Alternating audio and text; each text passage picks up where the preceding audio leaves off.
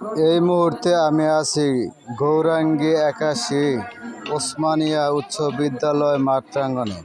এখানে এক বিশাল গরু ছাগলের হাট বসাইছে। এখানে প্রচুর পরিমাণে গরু উঠেছে এবং বিক্রয় ভালোই হচ্ছে। গরুগুলো দেখতে অনেক দামি দামি গরু আসছে, অনেকে কিনতেছে। অনেক বড় বড় গরু এই বাজারে আসছে। আসেন সবাই মিলে কুরবানি গরু নিজ নিজ দায়িত্বে কিনে নেন। এই হাটে গরুর রওনা একেবারে কম দেওয়া হচ্ছে। নতুন হাট হিসাবে প্রচুর পরিমাণে গরু আসছে, গরু বিক্রয় হচ্ছে।